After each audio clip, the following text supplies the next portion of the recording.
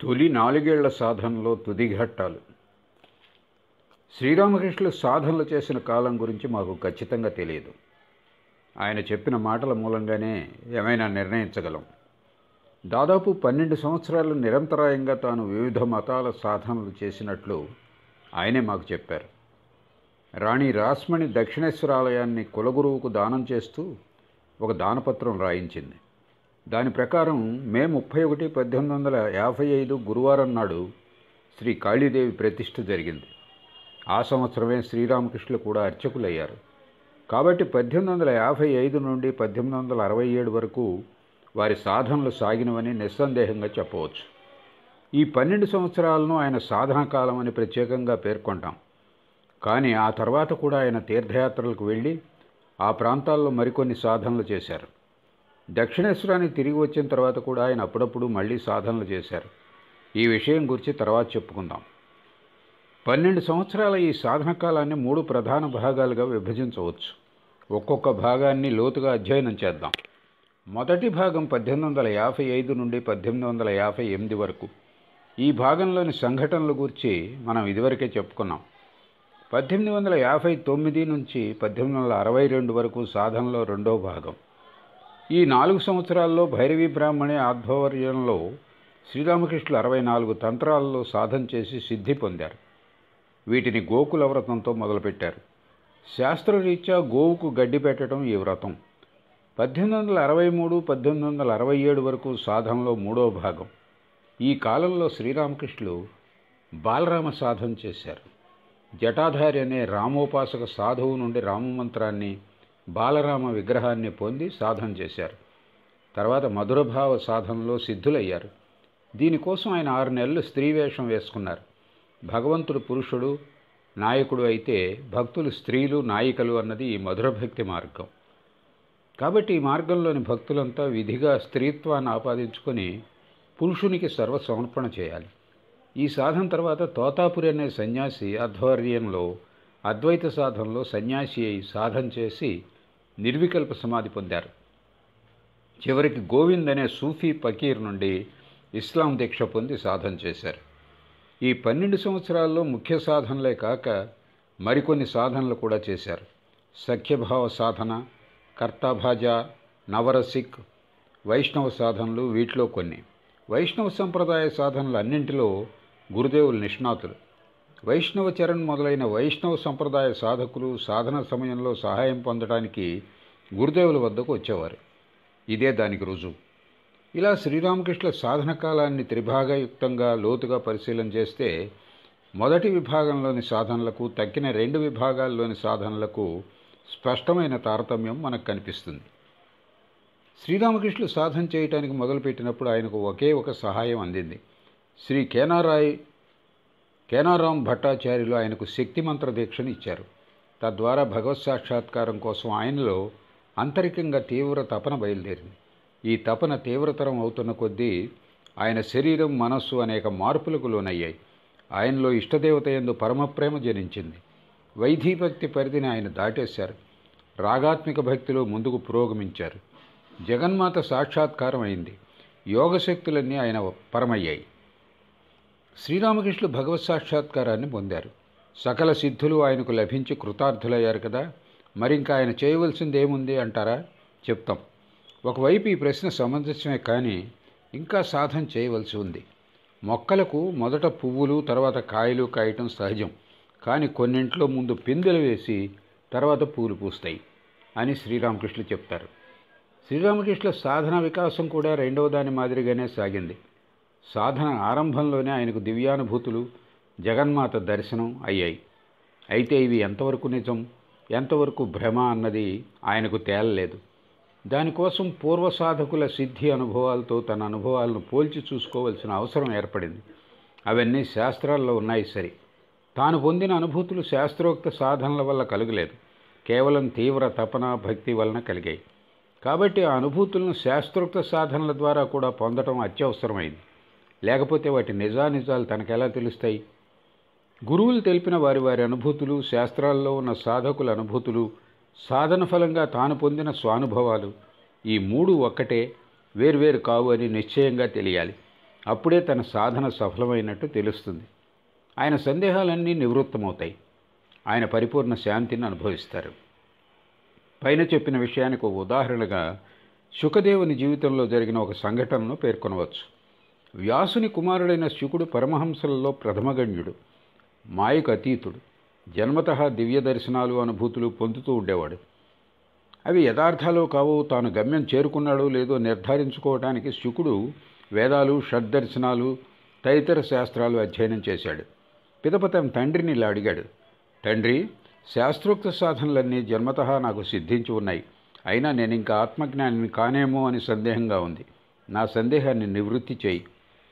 అప్పుడు వ్యాసుడు అనేక విధాలుగా చెప్పి, నువ్వు ఆత్మజ్ఞుడివే, సందేహం లేదు అని వివరించాడు. అయినా శుకునికి ఇంకా అవగాహన కాలేదు. అప్పుడు వ్యాసుడు మరొక ఆత్మజ్ఞానం ద్వారా తప్ప ఇతడి సందేహం తీరదు అనుకుని జనకుని వద్దకు శుకుడిని పంపించాడు. శుకుడు జనకుని కలుసుకున్న తర్వాత స్వానుభవ విషయంలో సందేహం తీరిపోయింది. ఇలా గురూపదేశం, శాస్త్రబోధ, స్వానుభూతి మూడు ఒకటేనని తెలిసిన తర్వాత అతడు పరమశాంతిని పొందాడు. శుకుని ఈ కథనం శ్రీరామకృష్ణుల అనుభూతికి ఒక దృష్టాంతం. గురుదేవుల సాధనల ప్రయోజనం స్వార్థలాభం ఎంతమాత్రం కాదు, ఇతరుల కోసమే. కేవలం తానొక్కడే తరించిపోవాలని ఆయన ఎప్పుడూ ఆశించలేదు. జగన్మాత ఆయన్ను లోక కళ్యాణం కోసం అవతరింపజేసింది. అందుకే మతాలన్నీ పరస్పరం సంఘర్షించుకుంటుంటే వాటిలోని సత్యాసత్యాలను రుజువు చేయటానికి శ్రీరామకృష్ణులు అసాధారణ ప్రయత్నాలు చేయటం కనిపిస్తుంది. అన్ని మతాల సాధనల్లో కౌశలం సాధించవలసిన అవసరం ఆయనకెందుకు కలిగిందంటారా? ఆధ్యాత్మిక ప్రపంచ ఆచార్యత్వం నిమిత్తమే. అంతేకాదు, సత్యానుభూతికి విద్వత్తుకు సంబంధం లేదని, సాధన చేస్తే విద్యాగంధం లేని వారు సైతం సత్యదర్శనం చేయవచ్చునని నిరూపించడానికే జగన్మాత శ్రీరామకృష్ణుల ద్వారా ఈ సాధనలన్నీ అనుష్ఠింపజేసింది. శ్రీరామకృష్ణుల జీవితాన్ని లోతుగా అధ్యయనం చేస్తే మనకు విషయం స్పష్టమవుతుంది. జగన్మాత శ్రీరామకృష్ణులను ఆధ్యాత్మిక జగద్గురువుగా రూపొందించడానికి అన్ని రకాల సహాయాలు అందించింది. ఆయా మతాల సిద్ధపురుషులను, శాస్త్రవేత్తలను యుక్తమైన సమయంలో ఆయన వద్దకు పంపించింది. వారి ద్వారా దీక్షలు నెప్పించి సాధనలు చేయించి కృతకృత్యులయ్యేలా చేసింది. అందుకే కాలాంతరంలో అన్ని రకాల సాధకులకు శ్రీరామకృష్ణులు మార్గదర్శకులయ్యారు. పైగా ఎవరికి ఏ సాధన అవసరమో ఆ సాధనే వారికి చెప్పి చేయించి వారి సిద్ధత్వం పొందేలా చేశారు. అన్ని సాధన మార్గాలు తరచి చూసిన సిద్ధుడే ఎవరికి ఏ మార్గం తగిందో నిర్ణయించగలడు. శ్రీరామకృష్ణులు అలాంటి సర్వసాధన సిద్ధుడైన జగద్గురు, ఆధ్యాత్మిక పథ నిర్దేశకుడు. మొదటి 4 సంవత్సరాల సాధనకు శ్రీరామకృష్ణులకు మూలాధారంగా ఉన్నది అంతర్గత హృదయావేదన, దైవ సాక్షాత్కారార్థమై మహాతపనే.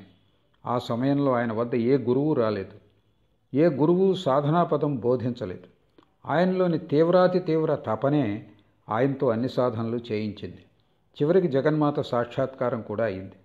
దీన్ని బట్టి ఏ సాధన మార్గాన్ని అనుసరించకున్నా, బాహ్య సహాయం లేకపోయినా, సాధకునిలో తీవ్ర తపన, దైవాన్ని పొందాలన్న మహాతపన ఒకటి ఉంటే చాలు, తప్పక సిద్ధి సాధ్యమవుతుంది అన్న నిజం మనకు తెలుస్తోంది. కానీ తీవ్ర తపన మాత్రం అవసరం. మామూలు తపన సరిపోదు. శ్రీరామకృష్ణుల సాధనామయ జీవితమే ఇందుకు తార్కాణం. ఈ తీవ్ర తపన వల్ల శ్రీరామకృష్ణులకు జగన్మాత చింతన, స్మరణ, తపన మరేమీ గుర్తుండేది కాదు. ఆహారం, నిద్ర, సిగ్గు, భయం మొదలైన శారీరక అవసరాలు, మానసిక వికారాలు ఏవీ ఆయనకు తోచేవి కావు. వాటి గురించి లక్ష్యమే ఉండేది కాదు. శరీరాన్ని ఆరోగ్యంగా ఉంచుకోవాలి అన్న విషయం అటుంచండి, అసలు ప్రాణరక్షణ కోసం కూడా ఆయన పూనుకునేవారు కారు. అప్పటి తన దశ గురించి శ్రీరామకృష్ణులు శరీర విషయమే స్మరణే ఉండేది కాదు. ఆ కారణంగా జుట్టు పెరిగిపోయి దుమ్ము కొట్టి మట్టి మట్టిగా జడలుగా మారిపోయేది. ధ్యానానికి కూర్చోగానే శరీరం బిర్ర బిగుసుకుపోయేది, శిలలా మారిపోయేది. పక్షులకు అది ఒక మనిషి శరీరం అన్న స్పృహే ఉండేది కాదు. నిర్భయంగా వచ్చి అవి నా తల మీదే కూర్చునేవి. తలలో బియ్యం మొదలైన గింజల కోసం ముక్కులతో పొడిచేవి. అది అలా ఉండేదా? ఒక్కోసారి తీవ్ర విరహం కలిగేది. విరహంతో తపిస్తూ జగన్మాత కోసం ముఖాన్ని నేలకేసి రుద్దుకునేవాడిని. ముఖమంతా రక్తసిక్తమయ్యేది. ధ్యానం, భజన, ప్రార్థన, ఆత్మసమర్పణలతో పగలంతా ఎలా గడిచిపోయేదో తెలిసేదే కాదు. సాయం సంధ్యలో ఆలయం నుండి శంఖధ్వానాలు వినిపించేవి. ఆ ధ్వని వినగానే అయ్యో రోజు గడిచింది, మరొక్క దినం వ్యర్థంగా గడిచిపోయింది, జగజ్జనని దర్శనం ఈరోజు కూడా కాలేదు అని దుఃఖించేవాడిని. ఆ దుఃఖం దుర్భరంగా ఉండేది, గుండెలు పగిలేలా ఉండేది. అస్థిర చిత్తంతో వ్యధ చెందేవాడిని. నేల మీద పడి పొర్లుతూ, అమ్మా అమ్మా, ఇవాళ కూడా నువ్వు కనిపించలేదు, కనిపించవా, అసలు కనిపించవా, ఎప్పుడూ కనిపించవా, కరుణించవా అని బిగ్గరగా ఏడ్చేవాడిని. అలా ఏడ్చే నన్ను చూసి జనులు, అయ్యో పాపం కడుపులో శూలతో బాధపడుతున్నాడు కాబోలు, బాధకు తట్టుకోలేక అలా ఏడుస్తున్నాడు అనుకునేవారు వారు సానుభూతిగా అని చెప్పారు. మేము శ్రీరామకృష్ణ సమక్షంలో ఉన్నప్పుడు భగవత్ సాక్షాత్కారం కోసం ఎంత తపించవలసి ఉంటుందో మాకు చెప్పేవారు. ఆ సందర్భంలోనే తన సాధనకాల తపోమయ జీవితాన్ని వర్ణించి చెప్పేవారు. పై విషయాలు అలాంటప్పుడు చెప్పినవే. చూడండి, భార్యా బిడ్డలు చనిపోతే, ఆస్తులు పోతే ఈ జనం కన్నీరు ప్రవాహం కట్టేటట్లు ఏడుస్తారు. కానీ దేవుడు కనిపించలేదే అని ఎవరైనా ఏడుస్తారా? పైగా ఇంతగా ప్రార్థించాం కానీ దైవ దర్శనం కానేలేదని కూడా నిందిస్తారు. వారిని ఒక్కసారి పరమ వ్యాకులతతో విలపించమనండి, భగవంతుడు ఎందుకు ప్రత్యక్షం కాడు నేను చూస్తాను అని విచారం వెలిబుచ్చుతూ చెప్పేవారు. ఆ వచనాలు విన్న మాకు అంత నిశ్చింతగా చెప్తున్నారంటే ఆయన జీవితంలో ఆ సత్యాలను ఆవిష్కరించుకున్నారని స్పష్టమవుతున్నది. సాధనాకాలం మొదటి 4 సంవత్సరాల్లో శ్రీరామకృష్ణులు జగన్మాత సాక్షాత్కారంతోనే తృప్తి పొందలేదు. జగన్మాత దర్శనాన్ని భావముఖంగా పొందిన తర్వాత ఆయన శ్రీ రఘువీరుని పట్ల ఆకర్షితులయ్యారు. శ్రీ రఘువీరుడు వారి కులదైవం. రాముని దర్శనం హనుమంతుని వంటి దాస్యభక్తి ద్వారానే సాధ్యమని ఆయన గ్రహించారు. అందుచేత తనలో హనుమంతుణ్ణి ఆవాహన చేసుకున్నారు. ఆ భావంలో కొంతకాలం గడిపారు. అనుక్షణం హనుమత్ చింతన, స్మరణ, ధ్యానంలో ఉండటం వల్ల శ్రీరామకృష్ణుల సొంత వ్యక్తిత్వం క్రమంగా అదృశ్యమైంది. ఆ సమయంలో హనుమంతునిలాగే ఆహార విహారాలన్నీ జరిగిపోయేవి.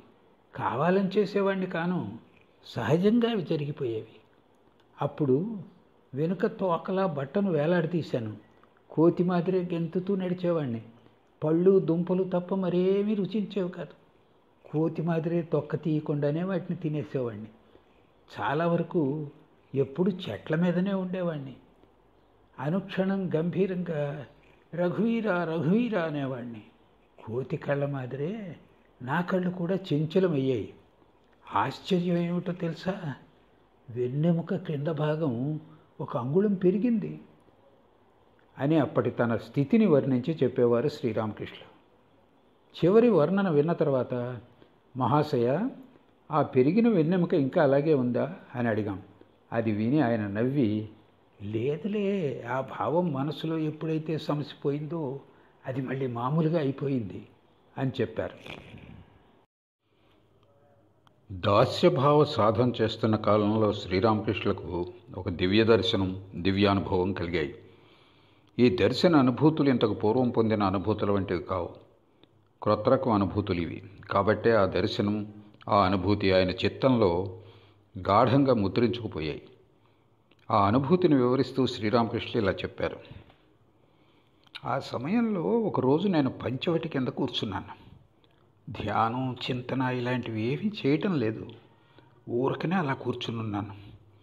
అంతలో చూస్తుండగానే ఒక స్త్రీ ఆకారం కనిపించింది. సాటిలేని తేజస్సుతో ఆమె సౌందర్యం వెలిగిపోతోంది. ఆమె చుట్టూ ఉన్న పరిసరాలు ఆమె దివ్యకాంతితో దేదీప్యమానంగా ప్రకాశిస్తున్నాయి. అప్పుడు నేను భ్రమలో ఉన్నాననుకున్నారు. నాకు అన్నీ మామూలుగానే కనిపిస్తున్నాయి. పంచవటిలోని చెట్లు, చేమలు, రాళ్ళు, మొక్కలు, గంగానది ఇవన్నీ కనిపిస్తున్నాయి. వీటితో పాటుగా ఆ దివ్య స్త్రీ కూడా కనిపిస్తోంది. ఆమె మానవకాంతయే అని గ్రహించాను. ఎందుకంటే ఆమెకు 3 కళ్ళు కానీ 4 చేతులు కానీ 1 కన్నా మించిన తలలు కానీ లేవు. మానవకాంతకు మాదిరే కళ్ళు, శరీర అవయవాలు ఉన్నాయి. కానీ దేవతా స్త్రీలలో లేని విశిష్టత ఆమెలో గోచరించింది.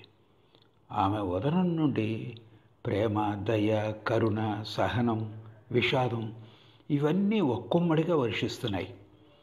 ఆ దివ్య మానవకాంత నన్ను ప్రసన్నంగా చూస్తూ నా వైపుకు గజగమనంతో గంభీరంగా నెమ్మదిగా చిన్న చిన్న అడుగులు వేస్తూ వస్తోంది. ఉత్తర దిశ నుండి దక్షిణ దిశకు నా వైపు వచ్చింది. నా వైపు ఆమె రావటం చూసి పరమాశ్చర్యంలో మునిగిపోయాను. ఎవరి దివ్యకాంత అని అనుకుంటున్నంతలో హఠాత్తుగా ఎక్కడి నుండో ఒక కొండముచ్చు దూకి అక్కడికి వచ్చింది. కిచకిచలాడుతూ ఆమె పాదాల చెంత కూర్చున్నది. అంతలో నా అంతరంగంలో ఒక స్ఫురణ కలిగింది. ఈమె సీత, జీవితంలో చాలా కాలం దుఃఖాలు అనుభవించిన సీతామాత, జనకుని ముద్దుల రాకుమారి, రాముని కోసమే జీవించిన సీతాసతి. ఆ స్ఫురణ రాగానే అమ్మా అమ్మా అంటూ ఆమె పాదాలపై పడబోయాను. కానీ మరుక్షణమే ఆమె మెరుపు తీగలా వేగంగా వచ్చి తన శరీరాన్ని చూపిస్తూ దీనిలో ప్రవేశించింది. నేను ఆశ్చర్యానందాలతో నిండిపోయాను. బాహ్యస్మృతి కోల్పోయి పడిపోయాను. ధ్యానం, చింతనలు లేకుండానే ఇలాంటి దర్శనాలు నాకు ఎప్పుడూ కలగలేదు. జన్మించినప్పటి నుండి దుఃఖాలే అనుభవించిన సీతాదేవిని మొట్టమొదటిసారిగా దర్శించినందుకేనేమో నేను కూడా జీవితం అంతా దుఃఖాలే అనుభవిస్తున్నాను. తపస్సుకు యుక్తమైన పవిత్ర స్థలం శ్రీరామకృష్ణులకు అవసరం అనిపించింది. అందుకే కొత్త పంచవటిని స్థాపించాలనుకున్నారు. అశ్వత్థ బిల్వవృక్షంచ వటధాత్రి అశోకం వటీ పంచకమిత్యుక్తం స్థాపయేత్ పంచదిక్షుచ. స్కందపురాణం. తూర్పున అశ్వత్థం, ఉత్తరంగా మారేడు, పడమట మర్రి, దక్షిణంలో ఉసిరిక, ఆగ్నేయంలో అశోకం నాటి మధ్యలో పెద్ద వేదిక నిర్మిస్తే అది ధ్యానానికి ఉత్తమం అంటారు. ఈ విషయం గురించి హృదయం మాకు ఇలా చెప్పాడు. పంచవటికి దగ్గరలో హంసపుకూరు ఉంది. దాన్ని త్రవ్వి పెద్ద చేశారు. త్రవ్వగా వచ్చిన మట్టితో పాత పంచవటి దగ్గర ఉన్న దిగుడు ప్రదేశాన్ని పూడ్చారు. అలా సమతలంగా చేయటంతో శ్రీరామకృష్ణులు తరచూ దేని కింద ధ్యానం చేసేవారో ఆ ఉసిరి చెట్టు నష్టమైపోయింది. ఇప్పుడు మనం చూస్తున్న సాధన కుటీరానికి పడమరగా శ్రీరామకృష్ణులు స్వయంగా ఒక రావి చెట్టు నాటారు. హృదయ చేత మర్రి, అశోక, మారేడు, ఉసిరిక మొక్కలు నాటింపజేశారు. వాటితో పాటు తులసి, అపరాజిత అనే మొక్కలను చుట్టూ నాటింపజేశారు. అపరాజిత అంటే శంఖాకారంలో నీలం రంగు పువ్వులు పూచే తీగ. ఈ మొక్కలను మేకలు, ఆవులు మొదలైన పశువులు మేయకుండా ఒక గట్టి కంచెను వేయించారు. ఈ కంచెను భర్త, భార్య అనే తోటమాలి కట్టాడు. అతడు కాళికాలయ తోటమాలి.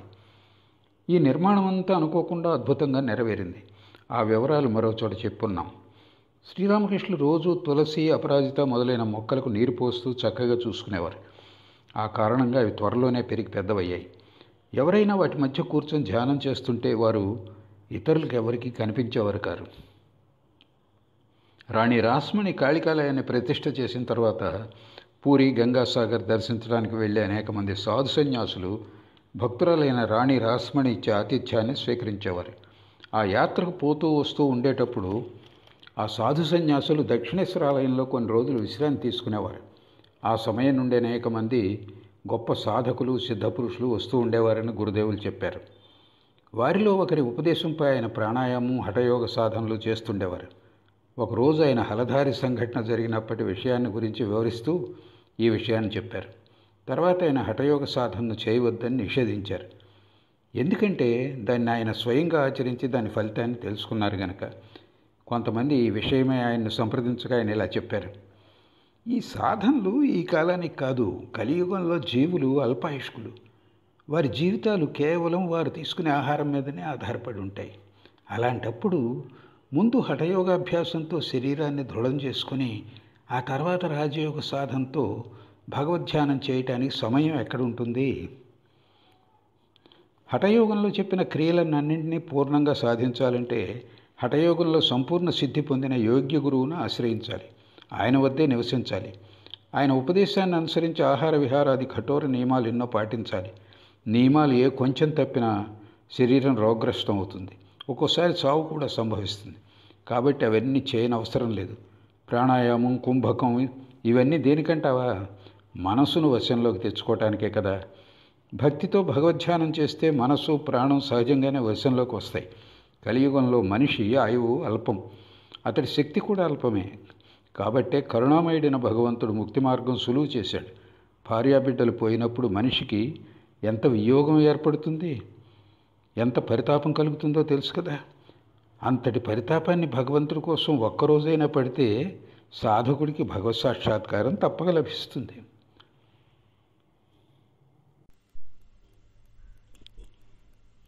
నేడు చాలా వరకు స్మృతులను అనుసరించే సాధనలు చేస్తున్నారు. ఈ సాధకులలో చాలామంది తాంత్రిక సాధనలే చేస్తుంటారు. వైష్ణవ సంప్రదాయ సాధకులైతే పరకీయ ప్రేమను ఎక్కువగా సాధన చేస్తుంటారు. ఈ విషయాన్ని మరో చోట వివరించాం. హలధారి వైష్ణవ మార్గ సాధకుడు, శ్రీ రాధాగోవిందాలయ పూజారి. అతడు రహస్యంగా ఈ పరకీయ ప్రేమ సాధన చేయసాగాడు. ఈ విషయం తెలిసిన జనం పైకి అనలేక లోపలే దీన్ని గురించి గుసగుసలాడుకునేవారు. వారికి అతడంటే భయం. అతడికి వాక్శుద్ధి ఉందని, అతడు ఏ మాట అన్నా నెరవేరుతుందని వారికి తెలుసు. అందుకే అతడి సాధన గురించి నవ్వుకునేవారే తప్ప బాహాటంగా ఆట పట్టించేవారు కాదు. ఈ విషయం శ్రీరామకృష్ణులకు తెలిసింది. హలధారి ఆయనకు అన్నవరస అవుతాడు. ఒకరోజు శ్రీరామకృష్ణ హలధారికి జనం విషయం చెప్పి కాస్త జాగ్రత్తగా ఉండమని హెచ్చరించారు. అది విని హలధారి ఉగ్రుడైపోయాడు. గదాయ్, నువ్వు నాకన్నా చిన్నవాడివి, ఆ విషయం మరిచి నన్నే హెచ్చరిస్తావా? చూస్తుండు, రక్తం కక్కుకుంటాం అని శపించాడు. శ్రీరామకృష్ణులు ఎన్నో విధాలు నచ్చ చేశారు, వేడుకున్నారు. అయినా హలధారి అవేమీ వినిపించుకోలేదు. ఇది జరిగిన కొన్ని రోజులకు ఒకరోజు రాత్రి శ్రీరామకృష్ణుల గొంతులో ఏదో ద్రవం లాంటిది ఊరింది. నోటి నుండి ధారగా పడింది. అది రక్తం. నిజంగానే శాపం ఫలించింది. ఆ రక్తం ఎలా ఉందో తెలుసా? నల్లగా చిక్కుడు ఆకుల రసంలా ఉంది. చాలా చిక్కగా ఉంది. అందువలన కొంత క్రింద పడినా మిగతాది మాత్రం నోటి నుండి క్రిందికి వేలాడుతూనే ఉంది. దోవతి అంచుతో అదింపట్టి రక్తాన్ని ఆపే ప్రయత్నం చేశాను, కానీ లాభం లేకపోయింది. రక్తస్రావం ఆగలేదు. నాకెంతో కంగారు పుట్టింది. అంతా నా చుట్టూ చేరి ఆందోళనగా చూస్తున్నారు. హలధారి కూడా కంగారుగా పరిగెత్తుకొచ్చాడు. అతన్ని చూడగానే ఏడుపు ముంచుకొచ్చింది. అన్నా, చూడు నీ శాపం ఎంత పనిచేసిందో అన్నాను. అది చూసి అతడు ఏడ్చేశాడు. ఆ సమయంలో ఆలయంలో ఒక వృద్ధ సాధు వచ్చి ఉన్నాడు. అతడు కూడా వచ్చి నన్ను పరీక్షగా చూశాడు. మంచి పని జరిగింది. ఈ రక్తం ఇలా రావడం మేలైంది. నువ్వు హఠయోగ సాధన చేసావు కదా, సాధన అంతానా జడ సమాధి కలుగుతుంది. నీ విషయంలో అదే జరిగింది. సుషుమ్నా ద్వారం తెరుచుకుంది. రక్తం తలవైపు ప్రవహిస్తూ వస్తున్నది. అది నీ తలలోకి చేరితే మాత్రం నీకు ఇక స్పృహ ఉండదు, జడ సమాధి సిద్ధిస్తుంది. కానీ జగన్మాత ఆశయం వేరుగా ఉంది. నీ ద్వారా లోక కళ్యాణం చేయించాలనుకుంటోంది. అందుకే ఆ అమ్మ నిన్నిలా రక్షించింది అని సాధువు వివరించాడు. అది విని అమ్మయ్యా, గండం తప్పింది అనుకున్నాను అంటూ గురుదేవులు కాలాంతరంలో మాకు వివరించారు. ఇలా మనిషి శాపం దైవం మూలంగా వరంగా పరిణమించింది. హలధారి పట్ల శ్రీరామకృష్ణుల ప్రవర్తనలో ఒక మధురమైన మర్మం ఇమిడి ఉంది. హలధారి శ్రీరామకృష్ణుల చిన్నాన్న కుమారుడు, అన్న వరుస. 1858లో దక్షిణేశ్వరాలయానికి వచ్చి ఉంటాడు. 1865 వరకు శ్రీ రాధాగోవింద పూజారిగా ఉన్నాడు. కాబట్టి గురుదేవుల రెండవ భాగ సాధన కాలం, ఆ తర్వాత మరికొంతకాలం అతను అక్కడ ఉన్నాడన్నమాట. ఆ కారణంగా శ్రీరామకృష్ణులను సన్నిహితంగా చూసే అవకాశం అతడికి కలిగింది. కానీ శ్రీరామకృష్ణుల ఆధ్యాత్మిక వికాసం గురించి అతడు ఖచ్చితంగా ఇది అని తెలుసుకోలేకపోయాడు. హలధారి శాస్త్రాలపై గట్టి నమ్మకం ఉన్నవాడు, విద్వాంసుడు కూడా. శాస్త్రీయ నియమనిష్టలను తూచా తప్పకుండా పాటించేవాడు. అందుకే భావసమాధి అవస్థలో శ్రీరామకృష్ణులు తన వస్త్రాలను జంధ్యాన్ని తీసిపారేస్తే అతడు గట్టిగా అధిక్షేపించాడు. శ్రీరామకృష్ణులు పిచ్చివాడని, సంప్రదాయ వ్యతిరేకని భావించాడు. ఈ విషయమై హృదయ్ ఇలా చెప్పాడు.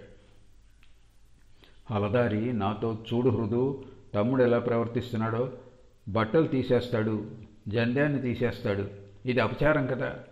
ఎన్నో జన్మలకు కానీ బ్రాహ్మణ జన్మ లభించదు కదా. మరి ఇతడేమో బ్రాహ్మణత్వాన్ని భ్రష్టు పట్టిస్తున్నాడు. ఇతడేమైనా అత్యున్నత అవస్థకు, తురీయ స్థితికి చేరుకున్నాడా ఏమిటి? హృదు, అతడిని మాట వింటాడు. అతడు ఇలాంటి అపచారం చేయకుండా చెప్పి చూడు. అతడిని కట్టిపడేసైనా ఇలాంటి నికృష్ట పనులు చేయకుండా చూడు అన్నాడు. ఇలా శ్రీరామకృష్ణులను విమర్శించేవాడే విమర్శించేవాడే అయినా మళ్ళీ పూజా సమయంలో శ్రీరామకృష్ణుల దశ చూసి విస్తుపోయేవాడు. అప్పుడు శ్రీరామకృష్ణుల కళ్ళ నుండి ప్రేమ భాష్పాలు వర్షించేవి. భగవన్నామాన్ని వింటూ ఆయన పరవశులై ఆనందాబ్దిలో మునిగిపోయేవారు. జగన్మాత సాక్షాత్కారం కోసం పరితపించిపోయేవారు. శ్రీరామకృష్ణుల ఈ దశ చూసి హలధారి ఆశ్చర్యంతో ముగ్ధుడయ్యేవాడు. తమ్మునిలో తప్పకుండా దైవావేశం ఉంది, మామూలు భక్తుల్లో ఇలాంటి లక్షణాలు ఏమీ ఉండవు అని అనుకునేవాడు. కొన్ని సమయాల్లో హృదు అతడిలో నువ్వు ఏదో అసాధారణ శక్తిని చూసే ఉంటావు, లేకుంటే అతన్ని అంత విశ్వసనీయంగా సేవించుండవు అని చెప్పేవాడు. సదా సంశయగ్రస్తమైన హలధారి మనస్సు శ్రీరామకృష్ణ యథార్థ స్థితిని గురించి ఒక నిశ్చిత అభిప్రాయానికి రాలేకపోయింది. అతడి మనస్సు గౌరవం జాలి మధ్య ఊగిసలాడుతూ ఉండేది. శ్రీరామకృష్ణ ఇలా విశదంగా చెప్పారు. నా పూజను చూసిన తర్వాత తమ్ముడు నీ విషయం తెలిసిపోయింది అనేవాడు. ఇలా ఎన్నోసార్లు అన్నాడు. మళ్ళీ విమర్శించేవాడు. ఈ మాటలు అతడి నుండి విన్నప్పుడల్లా అన్నా జాగ్రత్త, మళ్ళీ భ్రమకు లోనయ్యావు అనేవాడిని. అది విని తమ్ముడు ఇక నువ్వు నన్ను భ్రమ పెట్టలేవు, నీలోని భక్తి పరాకాష్ఠకు చేరింది అని పొగిడేవాడు. చూస్తానుగా ఈ మాట మీద నువ్వు ఎంతకాలం నిలబడతావో అని ఆట పట్టించేవాడిని నేను. అతడు తన పూజ ముగించి నశ్యాన్ని గట్టి పట్టుపట్టేవాడు. తర్వాత గీత, భాగవతం, ఆధ్యాత్మ రామాయణం ఈ గ్రంథాల్లో ఏదో ఒకటి అధ్యయనం చేసేవాడు. దాంతో అతడిలో అహంకారం పెరిగేది. తాను జ్ఞానిని అనుకునేవాడు. నేను అతడి వద్దకు వచ్చి అన్నా ఈ గ్రంథాల్లో ఉన్న అవస్థలన్నీ నేను స్వయంగా పొందాను అనేవాడిని. నాకు అవన్నీ చక్కగా అర్థమవుతాయి అని చెప్పేవాడిని. అది వినగానే అతడు రెచ్చిపోయేవాడు. ఓరి మూర్ఖుడా, నువ్వెక్కడా, ఈ శాస్త్రాలు ఎక్కడా, విద్యాగంధం లేని చవటం, నీకు ఈ విషయాలు అర్థమవుతాయా అని మండిపడేవాడు. నేను అన్నా నిజం, దీనిలో ఉండేవాడు నాకన్నీ తెలియచేస్తున్నాడు, నాలో ఏదో భక్తి ఉందన్నావే, ఆ భక్తే నాకన్నీ బోధిస్తోంది అని వివరించేవాడిని. ఆ మాటలతో అతడు మరింత రెచ్చిపోయేవాడు. అవివేకి, పో అవతలకు, ఈ కలికాలంలో కలికి అవతారం ఒక్కటే ఉంది, ఇంకో అవతారం ఉందని ఏ శాస్త్రంలో ఉందో చెప్పు, నీకు బుర్ర చెడింది, అందుకే ఇలా పిచ్చి పిచ్చిగా అవుతున్నావు అని రోషంగా అనేవాడు. నాకు నవ్వు వచ్చేది. అన్న అదిగో మళ్ళీ భ్రమలో పడుతున్నావు అనేవాడిని. కానీ నా మాటలు అతెందుకు పెట్టాడు? ఇలా అతడితో ఈ నాటకం ఎన్నోసార్లు ఎంతో కాలం జరిగింది. ఒకరోజు నేను బట్టలు తీసేసి చెట్టు మీద కూర్చుని చిన్నపిల్లవాళ్ళ మూత్ర విసర్జన చేస్తున్నాను. హలధారి చూసి వెళ్ళెత్తిపోయాడు. నన్ను బ్రహ్మరాక్షస ఆవహించిందని నిశ్చయించుకున్నాడు. విచిత్ర పరిస్థితుల్లో హల్దారి కుమారుడు మరణించాడని మునిపే తెలిపి ఉన్నాం. సంకుచిత వైష్ణవుడు కావటం చేత కాళీమాత తామసి అనే గట్టి నమ్మకం అతడికి కలిగింది. శ్రీరామకృష్ణులతో ఒకరోజు ఈ మాట చెప్పాడు. అలాంటి తమో ప్రధాన దేవతను ఉపాసిస్తే ఆధ్యాత్మిక ప్రగతి ఎలా కలగదు, కాబట్టే ఆ దేవతను పూజించకు అని సూచించాడు. శ్రీరామకృష్ణులందుకు బదులేమీ చెప్పలేదు. కానీ తన ఇష్టదైవం జగన్మాతను హలధారి తామసి అనటం విని చాలా వ్యధ చెందారు. కాళికాలయానికి వెళ్ళారు. అమ్మ ముందు మోకరిల్లి కన్నీరు స్రవిస్తూ అమాయకంగా తన వ్యధను వెళ్ళబోసుకున్నారు. అమ్మ, హలధారి శాస్త్రాలు తెలిసిన పండితుడు, అతడు నిన్ను తామసి అంటున్నాడు, నిజమా? కాదు కదా అని అడిగారు. అప్పుడు జగన్మాత తన నిజతత్వాన్ని స్పష్టం చేసింది. తన త్రిగుణాతీత మూలతత్వాన్ని ఆయనకు తెలియచేసింది. అది విని శ్రీరామకృష్ణులు పసిపిల్లవాళ్ళ సంతోషంతో పొంగిపోయారు. పరుగెత్తికెళ్ళి హలధారి భుజాలపైకి ఎక్కి కూర్చున్నారు. అన్న, అమ్మను తమోగుణి అంటావా? అమ్మ తామసియా? అమ్మ ఎవరో తెలుసా? ఆమె త్రిగుణమయి, త్రిగుణాతీతురాలు. గుణరీత్యా చూస్తే అమ్మ శుద్ధ సాత్విక స్వరూపిణి తెలుసా అని పదే పదే ఉత్తేజంతో చెప్పారు.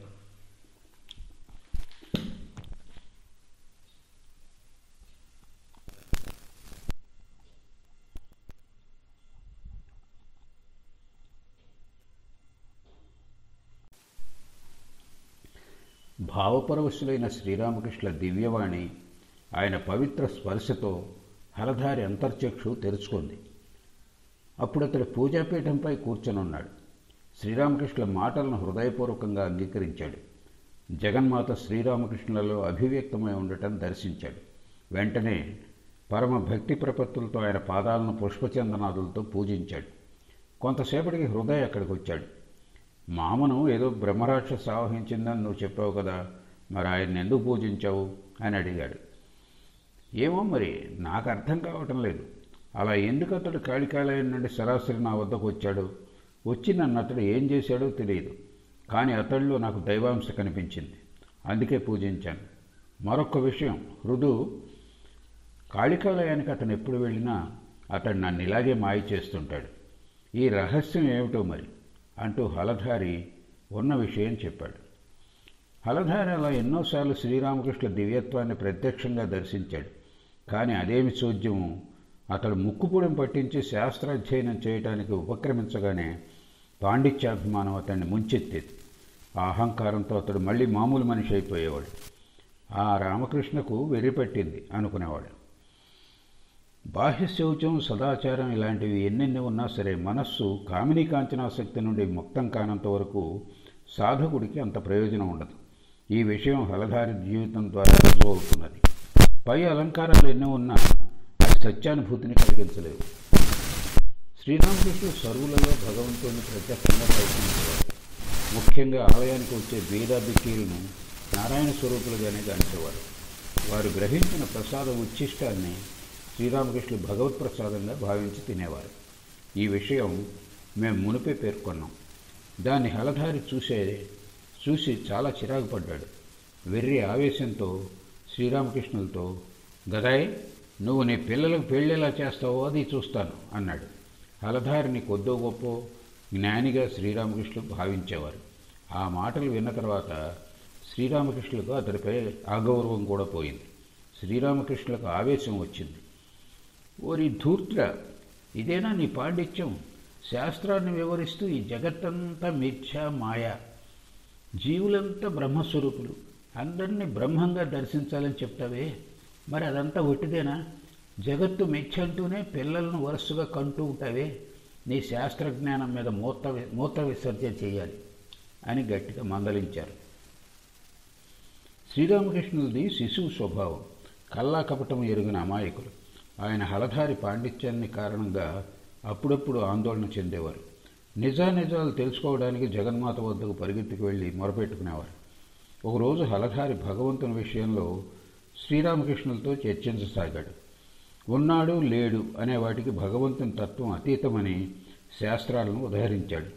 కాబట్టి శ్రీరామకృష్ణులకు భావసమాధి కలగటం, ఆయన దివ్య దర్శనాలు, దివ్య అనుభూతులు అన్నీ అసత్యాలని, భ్రాంతులని రుజువు చేయడానికి ప్రయత్నించసాగాడు. దాంతో శ్రీరామకృష్ణ మనసు అయోమయం అయింది. ఆయనే కాలాంతరంలో ఈ సంఘటన తెలుపుతూ ఇలా అన్నారు.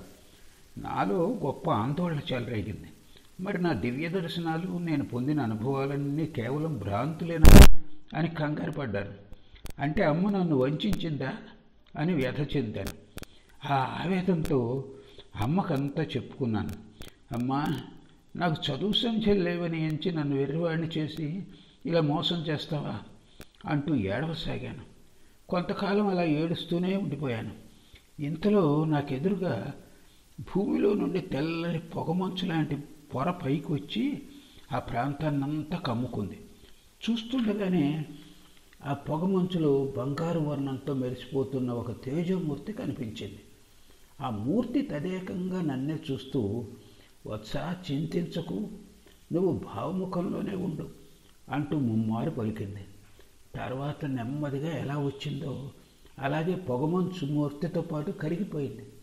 దాంతో నా మనస్సు సందేహరహితమై శాంతించింది. తోతాపురి శ్రీరామకృష్ణులకు దీక్షనిచ్చి వెళ్ళిపోయిన తర్వాత శ్రీరామకృష్ణులు 6 నెలల కాలం నిర్వికల్ప సమాధిలో ఉండిపోయారు. 6వ నెల తుదిలో ఆయన సమాధి భగ్నమైంది. జగన్మాత వాణి వినిపించింది. నాయన, ఈ సమాధిలో కాదు, నువ్వు భావముఖంలోనే ఉండాలి అని ఆదేశించింది. ఈ కింది సంఘటనను స్వామి ప్రేమానందకు ఆయనే స్వయంగా విశదీకరించారు. ఒకరోజు శ్రీరామకృష్ణులకు హలధారి అన్న మాటలు జ్ఞాపకానికి వచ్చి అదే సంశయం మళ్ళీ ఆయన మనసులో తలెత్తింది. పూజలో కూర్చుని ఈ సమస్యకు పరిష్కారం చూపమని అమ్మను యోచిస్తూ విలపించారు. అప్పుడు జగజ్జన్ని రతి తల్లి రూపంలో దర్శనమిచ్చి భావముఖంలో నెలకొని ఉండమని చెప్పింది. దక్షిణేశ్వర ఆలయంలో హలధారి దాదాపు 7 సంవత్సరాలు వసించాడు. కాబట్టి ఆ కాలంలో శ్రీరామకృష్ణుల చెంతకు వచ్చిన గురువులను మహాత్ములను అతడు స్వయంగా చూశాడు. పిశాచంలా కనిపించే బ్రహ్మజ్ఞుడైన సాధువు, భైరవి బ్రాహ్మణి, జటాధారి, తోతాపురి వీరంతా క్రమంగా ఒకరి తర్వాత ఒకరు రావటం హలధారికి ప్రత్యక్షంగా తెలుసు. తోతాపురితో హలధారి వేదాంత చర్చలు చేసేవాడని శ్రీరామకృష్ణులే మాకు చెప్పారు. ఇదివరకు మేము పేర్కొన్న హలధారి శ్రీరామకృష్ణుల సంఘటనలు 2 సంవత్సరాల కాలంలో అప్పుడొకటి ఇప్పుడొకటి జరిగాయి. కానీ వాటిని అన్నింటినీ ఒకే చోట చేర్చి తెలిపాం పాఠకుల సౌకర్యార్థం. మనం ఇంతవరకు శ్రీరామకృష్ణ సాధనామయ జీవితాన్ని తరచి చూశాం కదా. మనకు తద్వారా కొన్ని సత్యాలు స్పష్టమయ్యాయి. అవి ఏమిటంటారా? ఆలయంలోని వారికి అందరికీ శ్రీరామకృష్ణులు వెర్రి వెంగళాయిలా కనిపించేవారు. అది నిజం కాదని, ఆయనకు పిచ్చి లేదని, అది దివ్యభావం అని స్పష్టమైంది. కొందరు ఆయన బుర్ర చెడిందన్నారు, శరీర రుగ్మత కారణంగా మతి చెలించిందన్నారు. అది నిజం కాదని తేలిపోయాయి.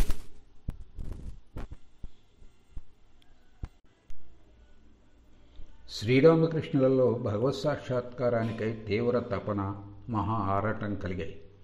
వాటి కారణంగానే ఆయన తనను తాను నియంత్రించుకోలేకపోయారు. అందుకే ఉన్మాదిలా కనిపించేవారు. కానీ అది ఉన్మాదం ఎంతమాత్రమూ కాదు. ఆయన హృదయంలో దైవదర్శనం కోసం ఆయన తీవ్ర జ్వాల మండేది. అందుకే అందరిలా ఆయన ప్రవర్తించలేకపోయేవారు. ఆ కారణంగా తమలా మామూలు వ్యక్తిలా లేకపోయేసరికి ఆయన్ను పిచ్చివాడు అన్నారు. కానీ ఎవరికి పిచ్చో వారికి తెలియదు. దివ్యోన్మాదంతో పూర్ణుడైన వాడు మామూలు వ్యక్తిలా ఎలా మసలుకోగలడు? హృదయ పరితాపం దుర్భరమైనప్పుడు, అంతరంగం ఒకవైపుకు మనసు మరోవైపుకు లాగుతున్నప్పుడు ఆ వ్యక్తి మామూలు వ్యక్తుల్లా ఎలా ప్రవర్తించగలడు? అందరికీ సహనం సమానంగా ఉండదు. ఏ కాస్త సుఖం దుఃఖం వచ్చినా కొందరు తలకిందులవుతారు. కొందరు ఎంత తీవ్ర దుఃఖం వాటిల్లినా, మహాసుఖాలు ప్రాప్తించినా సముద్ర గర్భంలా సుస్థిరంగా ఉంటారు. మరి శ్రీరామకృష్ణులకి ఉన్న సహనశక్తి ఏపాటిది? ఆయన జీవిత సంఘటనలను పరిశీలించి చూస్తే ఆయన సహనశక్తి అసాధారణమని మనకు తెలుస్తుంది. 12 సంవత్సరాలు సరిగ్గా తినకుండా, సరిగా నిద్ర లేకుండా స్థిరంగా ఉండగలిగారు. అలా ఎవరైనా ఉండగలరా? అనేక సందర్భాల్లో అపార సంపదలు ఆయన్ను వెతుక్కుంటూ వచ్చాయి. కానీ అవి భగవత్ సాక్షాత్కారానికి ఆటంకాలను తెలుసుకొని వాటిని ఆయన తృణప్రాయంగా తిరస్కరించారు. ఆయన సహనశక్తి, తితిక్ష ఎంతటిదో చెప్పటం కష్టం, అసాధారణమని మాత్రం చెప్పవచ్చు. దీన్ని స్పష్టం చేసే సంఘటనలు ఆయన జీవితంలో కోకొల్లలు. కాంచనోన్మత్తులు, సంసార లంపటులు అయిన అజ్ఞానులకు శ్రీరామకృష్ణుల దివ్యోన్మాదం ఎలా అర్థమవుతుంది? అందుకే వారు శ్రీరామకృష్ణులకు ఏదో జబ్బు ముదిరిందనేవారు. ఒక్క మధురబాబు మాత్రం అలా అనుకోలేదు. తనకు తెలిసిన శాస్త్రజ్ఞానంతో, తర్కంతో ఆలోచించి అది జబ్బు మాత్రం కాదని అర్థం చేసుకున్నాడు. శ్రీరామకృష్ణుల నిజస్థితిని అంచనా వేయగలిగే మరో వ్యక్తి ఎవరో ఆ సమయంలో లేరు. కేనారాం భట్టాచార్య ఉంటే అతడు కనిపెట్టేవాడు. అతడే శ్రీరామకృష్ణులకు శక్తి మంత్రోపదేశం చేశాడు. దీక్ష ఇచ్చిన తర్వాత అతడు ఎక్కడికి వెళ్ళిపోయాడో ఎవరికీ తెలియదు. హృదయ్ కానీ మరో వ్యక్తి కానీ అతన్ని గూర్చి ఏమీ చెప్పలేకపోయారు. కాళికాలయంలో పనిచేసే ఉద్యోగుల విషయం వేరే చెప్పాలా? వారంతా కేవలం ప్రాపంచికులు, సంసార లంపటులు. అలాంటి వారికి శ్రీరామకృష్ణుల వాస్తవిక స్థితి ఎలా అర్థమవుతుంది? పైగా వారే ఆయన్ని పిచ్చివాడని, ఆయనకు జబ్బు ఉందని విమర్శించారు. అందుచేత అప్పటి శ్రీరామకృష్ణుల యథార్థ స్థితిని తెలుసుకోవాలంటే మనకు ఆ కాలంలో దక్షిణేశ్వరానికి వేయించేసిన మహాత్ముల, సాధకుల ఉవాచలే ఆధారం. అవే మనకు పరమ ప్రమాణం. వారి విషయం గురించి శ్రీరామకృష్ణులే మాకు స్వయంగా చెప్పేవారు. ఇతరులు కూడా ఆయన మాటలను బలపరిచి ఉన్నారు. శ్రీరామకృష్ణులు చెప్పిన దాన్ని బట్టి చూస్తే ఆ మహాత్ములు, సాధకులు శ్రీరామకృష్ణులను పిచ్చివాడని అసలు అనుకోలేదని, పైగా అత్యున్నత ఆధ్యాత్మిక శిఖరాలను అధిరోహించిన వారిని అనుకునేవారనే స్పష్టమవుతుంది. సాధన కాలంలోని శ్రీరామకృష్ణుల ఘటనలను పరిశీలిస్తే మనకు కొన్ని విషయాలు స్పష్టమవుతాయి. దైవ సాక్షాత్కారం కోసం ఆయన అత్యంత తీవ్రంగా పరితపించేవారు. అలాంటి సమయాల్లో అప్పుడప్పుడు ఆయన బాహ్య స్మృతిని కోల్పోయేవారు. కానీ మిగతా సమయాల్లో ఆయన తన ఆరోగ్యం విషయమే ఎంతో జాగ్రత్త వహించేవారు. ఎవరు ఎలాంటి వైద్య సలహా ఇచ్చినా పాటించేవారు. 10 మంది చికిత్స చేయించుకోమని చెప్తే వెంటనే ఒప్పుకున్నారు. తల్లి వద్దకు కామార్పుకూరు వెళ్తే మంచిదంటే అలాగే వెళ్ళారు. పిచ్చి కుదరాలంటే పెళ్లి చేయాలన్నారు కొంతమంది. శ్రీరామకృష్ణులు దానికే అంగీకరించారు. శ్రీరామకృష్ణులు ఇంత ఇరుకతో, జాగరూకతతో ఉన్నప్పుడు ఆయనకి పిచ్చని చెప్పడం ఎలా సబబు? మరో విషయం, దైవతపంలో ఉన్న కాలంలో ఆయన ప్రాపంచికతకు, ప్రాపంచిక విషయాలకు, వ్యవహారాలకు పూర్తిగా దూరంగా ఉండేవారు. కానీ భక్తులంతా కలిసి సంకీర్తన చేస్తున్నప్పుడు మాత్రం వారికి దూరంగా ఉండక వారితో పాటు సంకీర్తనల్లో పాల్గొనాలని అనుకునేవారు. బారానగర్లోని దశమహావిద్యలను దర్శించడం, కాళీఘాట్లోని కాళిని దర్శించడం, దాదాపు ప్రతి సంవత్సరం పానిహాటి వైష్ణవోత్సవంలో పాల్గొనటం ఈ సంఘటనలు పై విషయాన్ని స్పష్టం చేస్తాయి. ఆ క్షేత్రాల్లో ఆయన శాస్త్రకోవిదులైన వారితో మాట్లాడేవారు కూడా. ఈ సంభాషణల విషయమే మాకు తెలిసింది స్వల్పమే. అయినా ఆ మాత్రం దాంతో మాకో విషయం, ఆ శాస్త్రకోవిదులు శ్రీరామకృష్ణులను ఎంతో గౌరవంతో ఆదరించేవారన్న విషయం నిశ్చయంగా తెలిసింది. ఇక్కడ వైష్ణవ చరణ్ విషయం ప్రస్తావిద్దాం. 1859లో పానిహాటిలో జరిగిన వార్షికోత్సవంలో శ్రీరామకృష్ణులు పాల్గొన్నారు. అప్పుడు ఉత్సవానంద గోస్వామి కుమారుడైన వైష్ణవ చరణ్ను చూశారు. అతన్ని చూడటం శ్రీరామకృష్ణులకు అదే మొదటిసారి. ఈ సంఘటనను హృదయం నుండి మాలో కొందరం విన్నాం. శ్రీరామకృష్ణులు కూడా ఈ విషయం మాకు స్వయంగా చెప్పారు. ఆయన ఆ రోజు మణిమోహన్ సేన్కు చెందిన దేవాలయంలో కూర్చుని ఉన్నారు.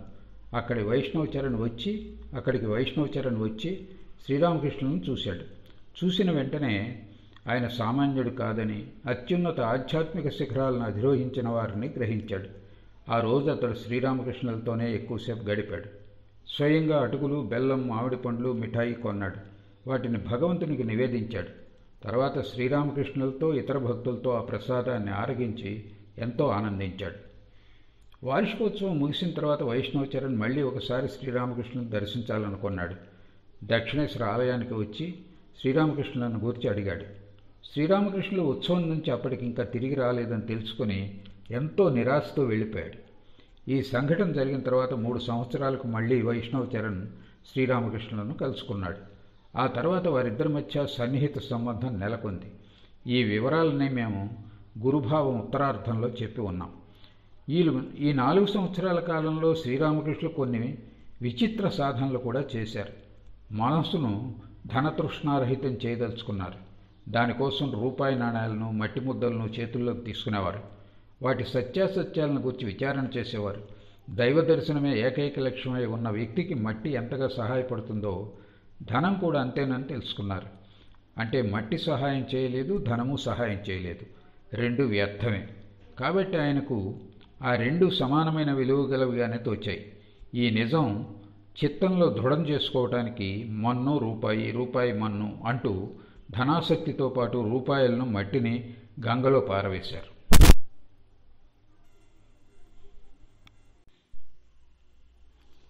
బ్రహ్మ మొదలు ఈ విశ్వంలో ఉన్న జడ చేతన పదార్థాలన్నీ భగవంతుని విభూతులేనని, భగవదంశాలేనని దృఢం చేసుకోవటానికి కూడా సాధన చేశారు. దానికోసం ముష్టివారి ఎంగిలి మెతుకులు తిన్నారు. వారు తిన్న స్థలాన్ని శుభ్రం చేశారు. పాకివారిని అంతా అసహించుకుంటారు. ఆ పాకివారి కన్నా తాను ఏమంత గొప్పవాడు కాదన్న సత్యాన్ని దృఢం చేసుకోవటానికే, తన అహంకారాన్ని నాశనం చేయటానికి శ్రీరామకృష్ణులు పాకివారి మరుగుదొడ్లను స్వయంగా శుభ్రం చేశారు. గంధం మొదలు మలం వరకు అన్ని పంచభూతాల వికారాలేనని, వాటిలో ఇవి స్వీకరింపదగ్గవి, ఇవి స్వీకరింపదగనివి అంటూ తేడాలు లేవన్న భావనను సాధన చేశారు. దానికోసం ఆయన ఇతరుల మలాన్ని నిర్వికారంగా తన నాలుకతో స్పర్శించారు. ఇలాంటి అద్భుత సాధనలన్నింటినీ శ్రీరామకృష్ణులు 4 సంవత్సరాల కాలంలోనే సాధించారు. ఆయన ఈ మొదటి 4 సంవత్సరాల సాధనలను, అనుభూతులను, దివ్య దర్శనాలను పరిశీలిస్తే ఆయన అంతరంగ తపన సుస్పష్టమవుతుంది. దైవ సాక్షాత్కారం కోసం ఆయన ఎంత తీవ్రాతి తీవ్రంగా తపించారో, ఎంత పట్టుదల, ఆత్మవిశ్వాసాలతో ఆయన తన సాధనా పదంలో పురోగమించారో మనకు విశదమవుతుంది. మరొక విశేషం ఉంది. ఆయన ఎవరి సహాయ సహకారాలు ఆశించకుండా కేవలం తీవ్ర తపనతో జగన్మాత పరిపూర్ణ దర్శనానుభవాన్ని పొందారు. అలా ఆప్తకాములయ్యారు. సాధన చరమఫలాన్ని పొందారు. తదనంతర కాలంలో కూడా ఆయన సాధనలు చేయడానికి కారణం ఉంది. గురూపదేశాలు, శాస్త్రవచనాలతో తన అనుభవాలను సరిపోల్చుకోవటానికే ఆయన తన సాధనలను కొనసాగించారు. అనుక్షణం వైరాగ్యం వహించి ఇంద్రియ సంయమనాన్ని సాధన చేస్తుంటే సాధకుడి మనస్సు క్రమంగా పరిశుద్ధమవుతుంది. అది అతడి స్వాధీనమవుతుంది. అప్పుడిక ఆ మనస్సే సాధకుని గురువు అవుతుంది అని శ్రీరామకృష్ణులు చెప్పేవారు. ఆ శుద్ధ మనస్సులో కలిగే భావాలు, ఆలోచనలు సాధకుడిని ఏమాత్రం పతనం చేయవు, పైగా అతన్ని గమ్యానికి చేరుస్తాయి.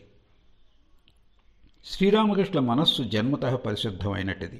కాబట్టి ఆ శుద్ధ మనస్సే ఆయనకు గురువై సాధన మార్గాన్ని చూపి మొదటి 4 సంవత్సరాలలోనే ఆయనకు భగవత్ సాక్షాత్కారాన్ని కలిగించింది. ఆయన శుద్ధ మనసే ఏది చేయాలో ఏది చేయకూడదో నిశ్చయించి ఆయనకు చెప్పేది. అంతేకాదు, అది మానవ రూపం దాల్చి శ్రీరామకృష్ణులను సాధనా మార్గంలో ప్రోత్సహించేది. ఆయనకు విశేష సాధన గురించి చెప్పేది, దాని ఫలం వివరించేది, ఆ సాధనను అనుష్ఠింపజేసేది. ఆయన సాధనలో లీనం కాకపోతే భయపెట్టి మరీ చేయించేది. ఆ కాలంలో శ్రీరామకృష్ణ ధ్యానానికి కూర్చున్నప్పుడు ఒక వింత చూసేవారు. తరుణప్రాయంలో ఉన్న ఒక సన్యాసి వాడి అయిన త్రిశూలాన్ని ధరించి శ్రీరామకృష్ణులకు కనిపించేవాడు. అతడు శ్రీరామకృష్ణ దేహం నుండే బయటకు వచ్చేవాడు. ధ్యానం సరిగా చేయకపోతే ఆ త్రిశూలంతో ఆయన్ను పొడుస్తానని హెచ్చరించేవాడు. ఒకమారు శ్రీరామకృష్ణ శరీరం నుండి ఒక నల్లని పురుషుడు బయటకు వచ్చాడు. అతడు భోగమయుడు, వాసనాయుతుడైన పాపపురుషుడు. ఆ పాపపురుషునితో పాటు ఈ త్రిశూలధారి అయిన సన్యాసి కూడా వచ్చాడు. వచ్చి త్రిశూలంతో పొడిచి ఆ పాపపురుషుడిని చంపేశాడు. ఇదంతా శ్రీరామకృష్ణులు స్పష్టంగా దర్శించారు. శ్రీరామకృష్ణులకు ఎప్పుడైనా దూరక్షేత్రాల్లోని దేవతలను దర్శించాలని అనిపించేది, లేదా దూర ప్రాంతాల్లో జరిగే కీర్తనలను వినాలనిపించేది. అప్పుడు ఈ త్రిశూల సన్యాసియే బయటకు వచ్చి తేజో మార్గంలో ఆయా ప్రాంతాలకు వెళ్ళేవాడు.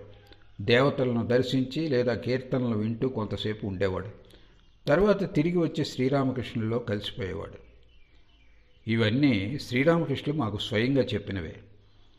దాదాపు సాధన ప్రారంభకాలం నుండే శ్రీరామకృష్ణులు ఈ త్రిశూల సన్యాసిని దర్శించేవారు. అప్పుడు అచ్చం శ్రీరామకృష్ణులను పోలి ఉండేవాడు.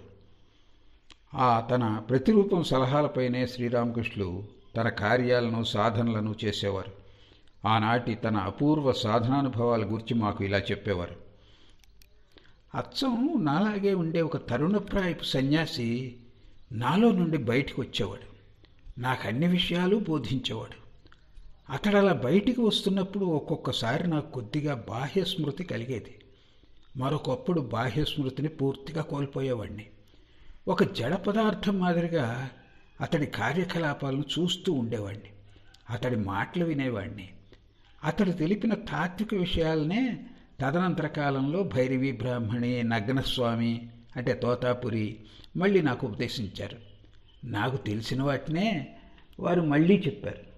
కాబట్టి కేవలం శాస్త్ర మర్యాదను పాటించడం కోసమే జగన్మాత వారిని నాకు గురువుగా ఏర్పాటు చేసింది. సాధకునికి బాహ్య గురువు అవసరం అన్నది శాస్త్ర మర్యాద. అది మామూలు సాధకుల విషయంలో తప్పనిసరి. కానీ శ్రీరామకృష్ణుల లాంటి అత్యున్నత సాధకులకు బాహ్య గురువుల అవసరం ఉండదు. కానీ లోక మర్యాదను, గురు శిష్య సంప్రదాయాన్ని గౌరవించడం కోసం శ్రీరామకృష్ణులు బాహ్య గురువులను స్వీకరించారు. లేకపోతే వారిని నేను గురువులుగా స్వీకరించవలసిన అవసరం ఏమిటి? నాకన్నీ తెలుసు కదా. మొదటి 4 సంవత్సరాల సాధన అంతిమ భాగంలో శ్రీరామకృష్ణులు కొంతకాలం పాటు కామర్పకూరులో ఉన్నారు. అప్పుడు ఆయనకు ఒక అపూర్వ దివ్యదర్శనం కలిగింది. కామార్పకూరుకు దగ్గరలో ఉన్న గ్రామం సిహోర్. అది హృదయ జన్మస్థలం. ఓసారి శ్రీరామకృష్ణులు పల్లకీలో ఈ గ్రామానికి వెళుతున్నారు. అప్పుడే ఆయనకు ఆ దివ్యదర్శనం కలిగింది. పైన విశాల నీలాకాశం ఉంది. క్రింద సువిశాల మైదానం ఉంది. చుట్టూ పచ్చని పైర్లు కదలాడుతున్నాయి. రావి, మర్రి లాంటి చెట్లపైన చేరి పక్షులు కిలకిలారావాలు చేస్తున్నాయి. పూల మొక్కల్లోని పువ్వులు సువాసనలను, మధువులను వెదజల్లుతున్నాయి. ఈ ప్రకృతి రామణీయగతం చూస్తూ పరవశుడినైపోయాను. అప్పుడు హఠాత్తుగా ఈ దేహం నుండి 2 కౌమారప్రాయంలో ఉన్న బాలకులు బయటికి వచ్చారు. వారెంతో అందంగా, ఆకర్షణీయంగా ఉన్నారు. అలా వచ్చి ఎంతెంతో దూరం వెళ్ళేవారు. అంతలోనే పల్లకి పక్కన నడుస్తూ కనిపించేవారు. నవ్వేవారు, పరిహాసాలాడేవారు. అలా సరదాగా గడిపేవారు. అలా చాలాసేపు సరదాగా ఆనందించి వారిద్దరూ మళ్ళీ ఈ దేహంలోకి వెళ్ళిపోయారు అంటూ మాకు ఆ దర్శనం గురించి శ్రీరామకృష్ణులు వివరించి ఉన్నారు. ఈ దర్శనం తర్వాత 1.5 సంవత్సరాల తదుపరి భైరవీ బ్రాహ్మణి దక్షిణేశ్వరానికి వచ్చింది. ఒకరోజు శ్రీరామకృష్ణులు తన దివ్య దర్శనాల గురించి ఆమెకు చెప్పారు. అవన్నీ విని, నాయనా, అవన్నీ వాస్తవాలే. ఈ మారు నిత్యానందుని శరీరం లోపల శ్రీచైతన్యుడు అభివ్యక్తమయ్యాడు. వారిద్దరూ ఒకరై నీలో నెలకొని ఉన్నారు. అదే ఆ దివ్య దర్శనం అని సమర్థించింది.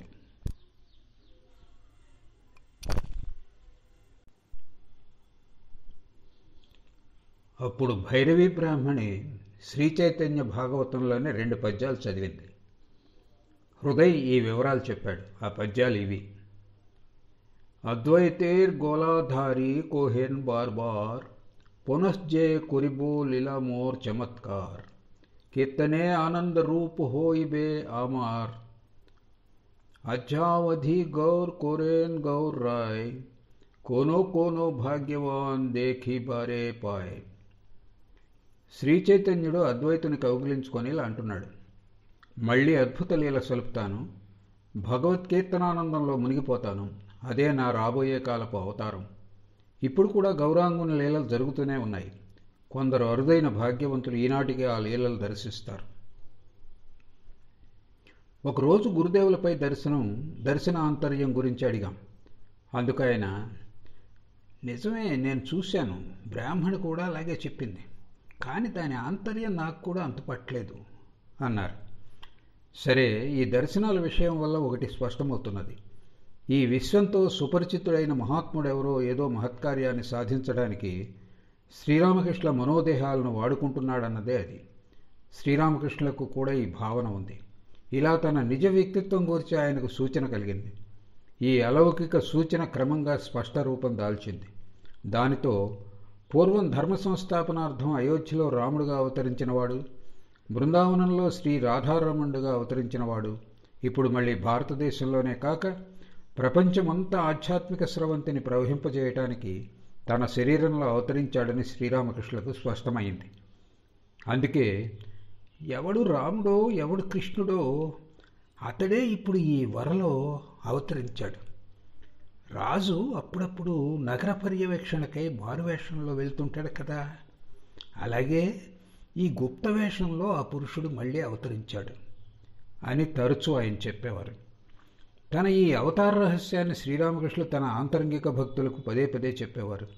అది ఎంతవరకు నిజమో తెలుసుకోవడానికి మనకు వేరే ఆధారం ఏమీ లేదు, శ్రీరామకృష్ణుల మాటలు నమ్మడం తప్ప.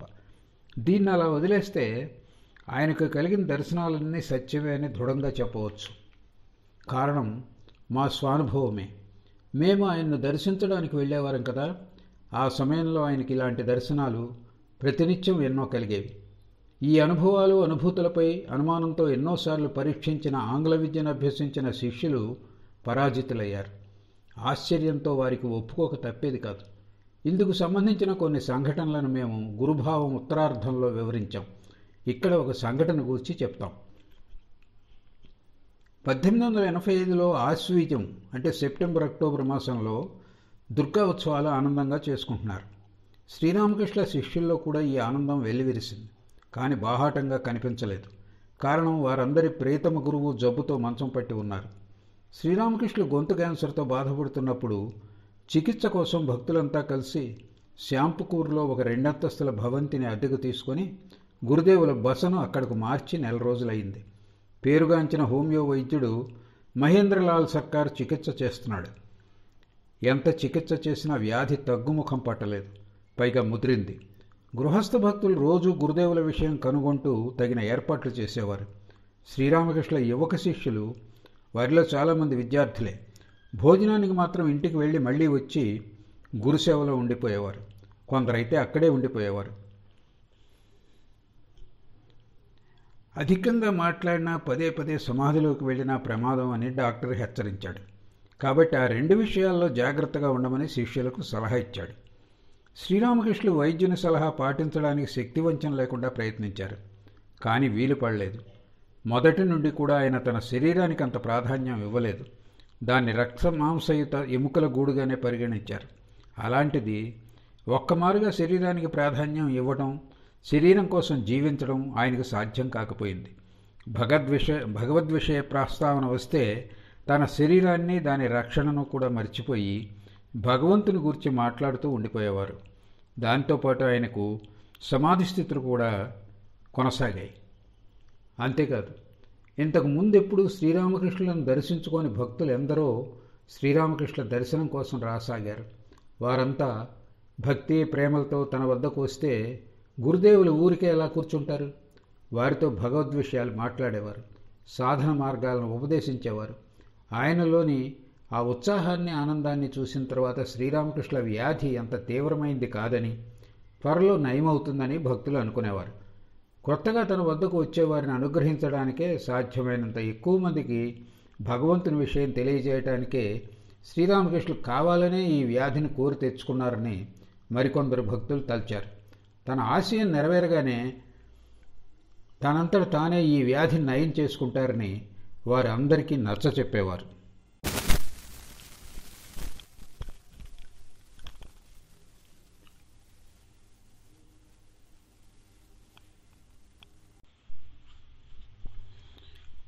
డాక్టర్ సర్కార్ ప్రతిరోజు ఉదయమో సాయంత్రమో ఎప్పుడో ఒకసారి వచ్చి శ్రీరామకృష్ణుల రోగస్థితిని గమనించేవాడు, తగిన మందులు ఇచ్చేవాడు. ఆ పని అయిపోయిన తర్వాత శ్రీరామకృష్ణులతో భగవంతుని చర్చలో మునిగిపోయేవాడు. శ్రీరామకృష్ణులు భగవద్ విషయాలు చెప్తూ ఉంటే పరవశుడై వింటూ ఉండిపోయేవాడు. అప్పుడు అతడికి సమయం కూడా తెలిసేది కాదు. 2-3 గంటలు గడిచినా లక్ష్య పెట్టేవాడు కాదు. సంశయాలు వ్యక్తం చేసేవాడు. గురుదేవుల నుండి సరి అయిన సమాధానాలు పొంది ఆనందించేవాడు. అలా చాలాసేపు గడిచేది. అతడు తాను పెట్టిన నియమాన్ని తానే అలా ఉల్లంఘించేవాడు. దాంతో పశ్చాత్తాపం చెందేవాడు.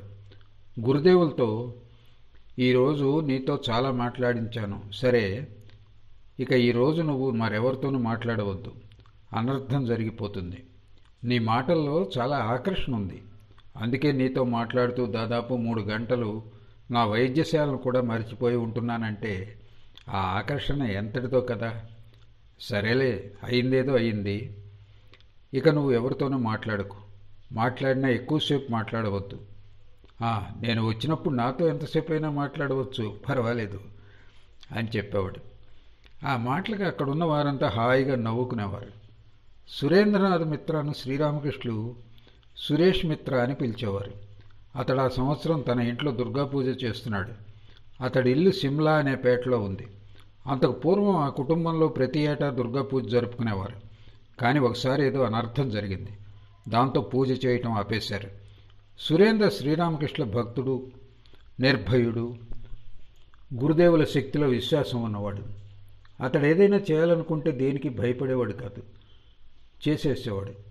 ఎవరు కాదన్నా ఏమన్నా పట్టించుకునేవాడు కాదు. భూత ప్రేత పిశాచాది క్షుద్రశక్తులను అసలు లక్ష్యమే చేసేవాడు కాదు. శ్రీరామకృష్ణులపైన అపార నమ్మకంతో, అనుమతితో అతడు తన ఇంట్లో మళ్లీ దుర్గాపూజను చేయటానికి ఈ సంవత్సరం సిద్ధపడ్డాడు. కుటుంబ సభ్యులు అతడిని పూజ కూడదని వారించారు, చేయవద్దని నిషేధించారు. కానీ అతడు తన పట్టు సడలించలేదు.